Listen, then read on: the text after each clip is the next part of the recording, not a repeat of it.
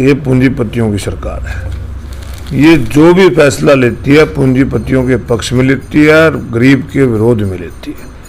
किस प्रकार से गरीब आदमियों को प्राइवेट स्कूलों में गरीब आदमी के बच्चे उन लोगों के साथ बैठ सकें, एक सरकार की तरफ से, कांग्रेस पार्टी की तरफ से एक उस समय प्रावधान किया गया था कि 134A में सरकार पैसा देगी 10% बच्चों को उसमें एडमिशन मिलना था, परंतु इन्होंने वो ख़त्म कर दिया क्योंकि सरकार की तरफ से पैसा नहीं मिला।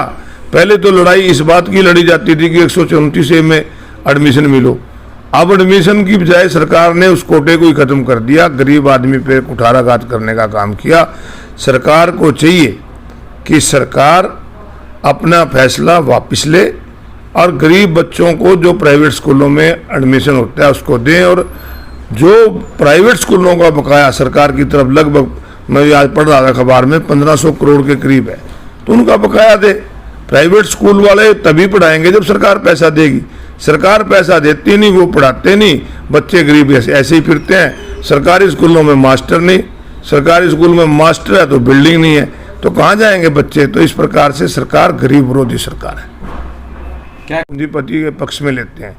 प्राइवेट स्कूल जो बड़े बड़े स्कूल थे वो बच्चों को पढ़ाने से मना करते थे और सरकार उसकी फीस नहीं देती थी, तो उनको कैसे फायदा पहुंचाया जाए, गरीब बच्चों को उनके अधिकार से कैसे वंचित रखा जाए, ऐसा फैसला सरकार ने कर दिया जो पूरी तरह गरीब विरोधी है, बच्चों के विरोध में है। तो सरकार को तुरंत अपना फैसला वापस लेना चाहिए। इसलिए ऐसे लेती है कि जैसे गरीब की जेब में कैसे डाका डाला जाए।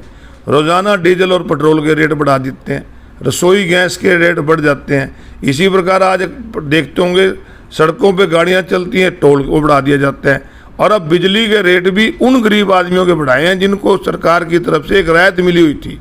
गरीब आदमी 100 यूनिट वाले को, 150 यूनिट वाले को, उनको भी वो वापस लेकर उनके रेट बढ़ाकर गरीब आदमी की कमर तोड़ने का काम ये सरकार कर रही है। ये फैसले जो लेती है पूंजीपति के पक्ष में लेती है। देखिए, हरियाणा प्रदेश इस देश में सबसे ज़्यादा खेलों के अंदर आगे है और इस खेलों में सरकार का योगदान नहीं है। सरकार तो लगातार खिलाड़ियों को उत्साहित करने की बजाय उसे डिमोरलाइज करती है। किस प्रकार पे इनका कोटा मिलता था, सीधा पद ले आओ, भर्ती करो, डीएसपी तक भी भर्ती हुए, HCS तक भी भर्ती हुए, परंतु इस सरकार ने वो ख़त्म कर दिया और कह लिया केवल D ग्रुप में देंगे। एक खिलाड़ी जो अंतर्राष्ट्रीय स्तर पर मेडल ले गए, क्या वो चपरासी लगेगा। तो इस प्रकार के निर्णय सरकार लेती है और इसका जब विरोध खिलाड़ियों की तरफ से, विपक्ष की तरफ से लगातार हुआ तो सरकार को अपना फैसला वापस लेना पड़ा। सरकार को ऐसे निर्णय लेने चाहिए ताकि खिलाड़ी और उत्साहित होकर इस देश का नाम रोशन करें।